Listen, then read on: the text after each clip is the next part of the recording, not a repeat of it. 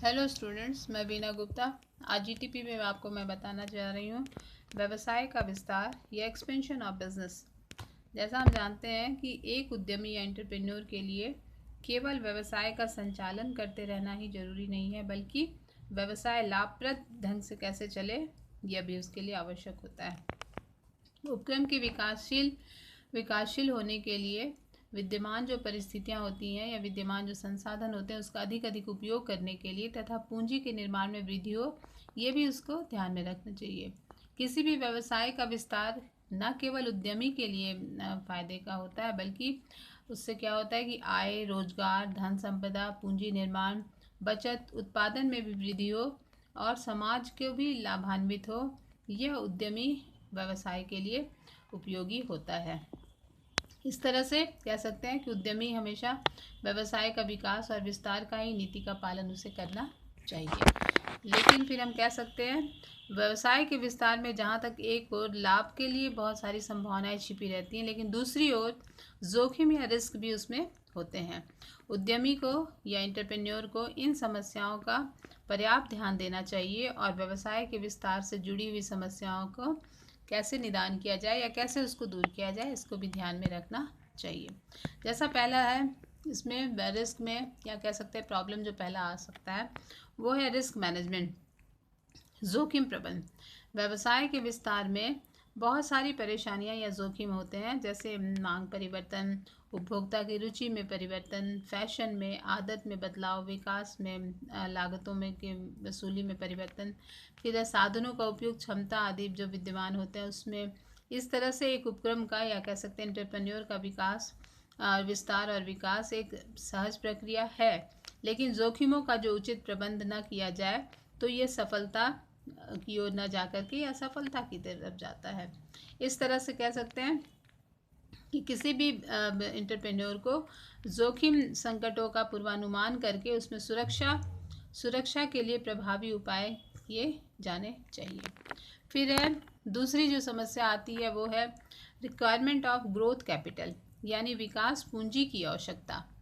जैसा हम जानते हैं कि व्यवसाय के लिए विस्तार के संसाधन या रिसोर्सेज की जो मात्रा बढ़ जाती है, तो उद्यमी को चाहिए कि अधिक मात्रा में कच्चे माल, फिर यंत्र, मशीनें, तकनीकी जो होती हैं टेक्निकल सेवाएं, मरम्मत, रिपेयरिंग आदि के लिए साजो सामान जो होती है उसकी आवश्यकता होती है। उसे विकास की अनेक योजनाओं का पूरा ध्यान रखना होगा और व्यवसाय के विस्तार में आधुनिकीकरण तथा अनेक परिवर्तन जो होते हैं उसमें वो उसे लाने की जरूरत होगी। इन सब कार्य के लिए उसे विकास पूंजी की व्यवस्था करनी होगी, जिसे हमें ग्रोथ कैपिटल के नाम से जानते हैं। फिर है प्राइस पॉलिसी मतलब मूल्य नीति।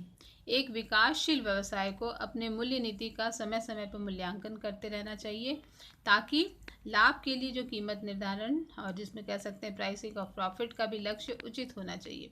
फिर भी उद्यमी को जो होता है बहुत सारे फैक्टर्स जैसे प्रतिद्वंदियों को लाभ, संभावित प्रक्रिया, फिर लीगल फॉर्मेलिटीज़, ग्राहकों की प्रतिक्रिया, समाज का क्या लक्ष्य है, उपभोक्ताओं की क्या पसंद नापसंद है या कह सकते हैं उनकी क्या आकांक्षाएं हैं, भावी विकास आदि का भी पर्याप्त रूप से विचार करना होगा।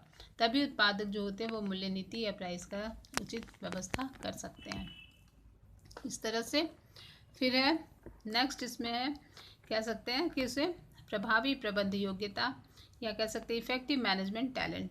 व्यवसाय की क्रियाओं का जो होता है विस्तार होने पर उद्यमी को या एंटरप्रेन्योर को अनेक योग्य तकनीकी विशेषज्ञों और प्रशिक्षित तकनीक प्रबंधक की सेवाओं की आवश्यकता होती है। उत्पादन की जो समस्याएं होती हैं वो काफ़ी जटिल होती हैं और उसमें क्या कहते हैं कि संगठनात्मक जो समस्या होता है उसको उपयुक्त विश्लेषण करके एक हाई मैनेजमेंट जो होता है वो कौशल की आवश्यकता होती है, जिसके द्वारा वो उसे दूर कर सकता है। इसलिए उत्पादन और प्रबंध के क्षेत्र में जो नए परिवर्तन जो आते हैं, तकनीकों का जो प्रशिक्षण करने की व्यवस्था होती है, तो प्रबंधक दल को ट्रेंड होना चाहिए जिससे वो उनमें वृद्धि कर सके। व्यवसाय का विकास की जो क्रियाएं होती हैं वो सफल संचालन के लिए हायर लेवल का जो नेतृत्व का जो गुण होना चाहिए वो उसमें होना चाहिए, या कह सकते हैं वो काफ़ी इफ़ेक्टिव होना चाहिए, तभी वो अच्छे ढंग से एंटरप्रेन्योर को देख सकेगा। नेक्स्ट है विज्ञापन तथा विक्रय संवर्धन या कह सकते हैं एडवर्टाइजिंग और सेल्स प्रमोशन। एक विकासशील व्यवसाय के लिए, चूंकि आगे फॉरवर्ड करते रहना है, हमारा व्यवसाय कंटिन्यूस चलाना है, इसलिए विकासशील व्यवसाय के लिए विज्ञापन और सेल्स प्रमोशन का मतलब होता है निरंतर उस पर ध्यान देना, फर्म को अपने संभावित ग्राहकों को परिभाषित करते रहना और ग्राहकों की रुचि, उनका क्रय व्यवहार, मोटिवेशन, उनका मनोवैज्ञानिक धारणाओं आदि को भी ध्यान में रखकर विक्रय वृद्धि या कह सकते हैं सेल्स प्रमोशन को संचालित करना चाहिए।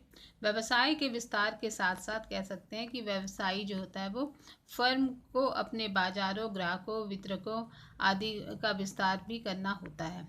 विज्ञापन जो होता है एडवर्टीजमेंट और सेल्स प्रमोशन का एक पॉलिसी बना करके व्यवसाय को विस्तार में एक लाभप्रद कैसे हो सकती है, जिससे अच्छे ग्राहक से संबंध बने और उसका मुख्य आधार सही ढंग से हो और ग्राहकों का आभार भी मिले, ये ध्यान में इसमें रखना ज़रूरी होता है।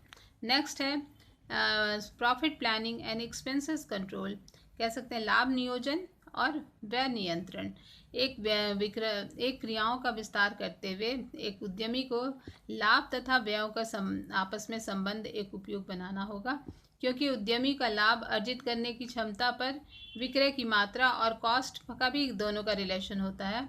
इसलिए कॉस्ट वॉल्यूम प्रॉफिट का विश्लेषण करके व्यवसाय का लाभ अर्जन करने की क्षमता का मूल्यांकन करते रहना चाहिए और हानियों से बचने के लिए न्यूनतम विक्रय की मात्रा को पता करते रहना चाहिए।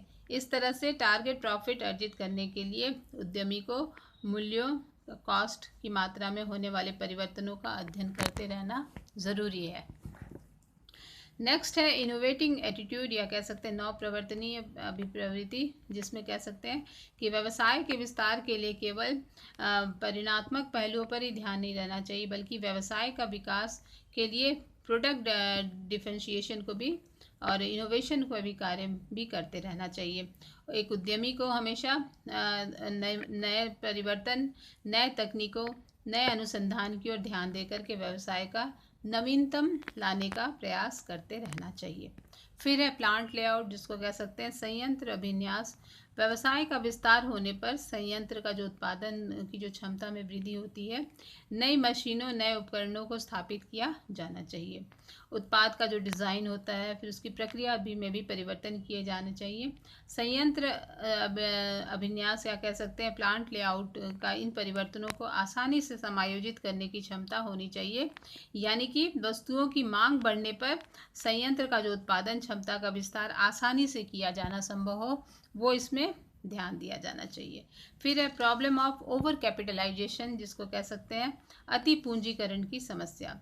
बड़े व्यवसायों के लिए अति पूंजीकरण की स्थिति बन जाने की संभावना बनी रहती है, जिसके फलस्वरूप उन्हें स्पेकुलेशन, फिजूल खर्ची, फिर वाटर कैपिटल आदि की समस्या का निदान भी किया जाना चाहिए। फलतः इससे क्या होता है कि व्यवसाय की दुर्बलता जो उत्पन्न होने लगती है उसे दूर किया जा सके। अतः व्यवसाय के विस्तार के लिए संतुलित पूंजीकरण या बैलेंस्ड कैपिटलाइजेशन को प्रोत्साहित किया जाना चाहिए। नेक्स्ट है पर्सनल कॉन्टैक्ट एंड रिलेशंस। व्यवसाय के विस्तार के लिए इसके लिए जो होती है वो पर्सनल कॉन्टैक्ट और रिलेशन भी बहुत काम करते हैं, जिससे एक दूसरे से कुशल संचालन को प्रभावित करता है। नेक्स्ट है फुलफिलमेंट ऑफ सोशल गोल्स या सामाजिक लक्ष्यों की पूर्ति। व्यवसाय के विस्तार के लिए सामाजिक लक्ष्यों पर भी ध्यान दिया जाना चाहिए। एक एंटरप्रेन्योर को व्यावसायिक शक्ति, सामाजिक हित का प्रयोग किया जाना चाहिए। समाज के प्रत्येक वर्ग, चाहे वो उपभोक्ता हो, सरकार हो, श्रमिक हो या विनियोजक हो, विनियोगकर्ता हो, उसके हितों की अभिव्यक्ति को लक्ष्य में रखकर ही व्यवसाय का विस्तार प्रमुख होता है। इसलिए शोधकारी को चाहिए कि समाज विरोधी कार्य और विकासशील व्यवस्था की प्रभावीता को बाधा ना पड़े। इस तरह से एक जो एंटरप्रेन्योर होता है। फिर अनप्लान्ड एक्सपेंशन, व्यवसाय की प्रगति का विस्तार निहित होता है, जिसमें विस्तार और व्यवसाय के बहुत सारे जो घातक सिद्ध होते हैं, व्यवसाय का उसमें सॉल्यूशन ढूंढना चाहिए। अनप्लान्ड एक्सपेंशन नहीं करना चाहिए, जिससे इसको हमेशा लेकर के चलना चाहिए। इस तरह से आज हम यहीं तक रखते हैं expansion of business. Next day हम लोग फिर आगे इस पे बात करेंगे। Thank you.